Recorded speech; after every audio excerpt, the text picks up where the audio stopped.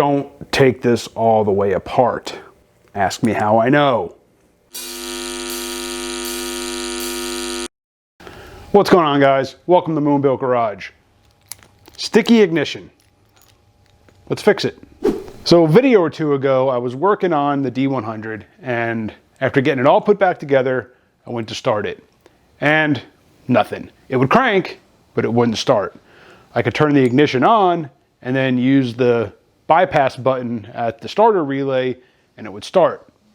So started doing some troubleshooting, some investigating, and found that when I would crank the ignition with the key, the voltage going to the coil would drop and not power the coil, therefore it wouldn't fire. So naturally, I thought I had a bad ignition switch. So we take you in the cab and I'll show you exactly what I found. So I tore into the steering column so I can get to the ignition switch. And you know, I always thought that this was the actual switch where the key goes, but it's not. This is just the lock that turns the switch. So this is your actual ignition switch. This just turns it via this cam right here. Let me show you. Grab the key here. Now I don't have the battery hooked up, so nothing's going to actually crank. But if you watch right here,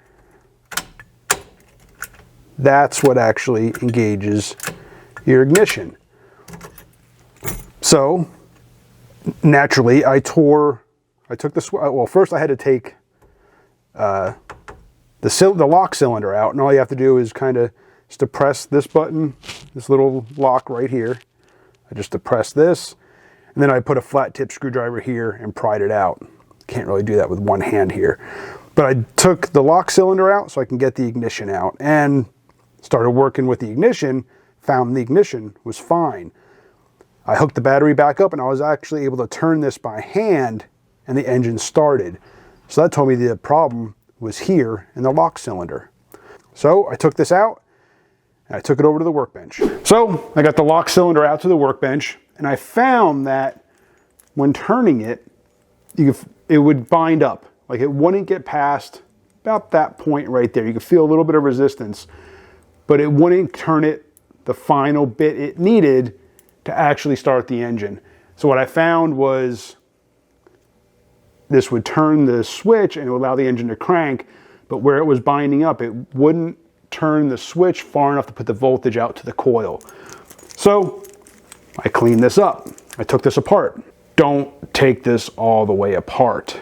This is a lock cylinder. If you know anything about locks, the way the key works is your key, these little ridges here, push up little pins. Those pins need to align to allow your lock to work.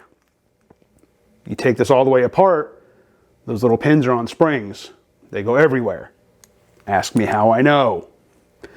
So what I did, or what you should do, or what I would do next time, there's a little pin. See if it'll show up, see if it'll focus. There's a little pin right inside there. You'd knock that pin out, and then this little lock piece comes out. I would take that off, and then I would spray some dry lube. I got some of this like PB Blaster dry lube. I sprayed that down inside the cylinder, work it around, and that just freed it all up. And then you could put this back in and put that pin back in. You have to turn it a little bit. There's a little piece right here that kind of blocks the pin. So you need to have your key. You can turn it a little bit and then it'll free up the area where you can access that pin, and then you can punch it out. And just get yourself, you know, a little tiny punch here. You can punch that out. So, and then you could spray some dry lube. You could probably do it without taking that off. But I would take that off, and then you can get dry lube really down inside the cylinder there and free it all up. But it was that simple. Now it works great. I can slap this back in the truck and my ignition should start. I'm not going to start it because I don't have any exhaust on the truck right now. Go watch one of my past videos. You'll see why. But yeah, really simple way to fix your sticking ignition switch. So yeah, with that all cleaned up and put back together, I now have full range of motion on that switch now. So everything should work as it's supposed to. And there you go, guys, a real quick video on how to fix a sticking ignition switch. Appreciate you for watching. Hit that subscribe, hit the bell, and I'll see you on the next one.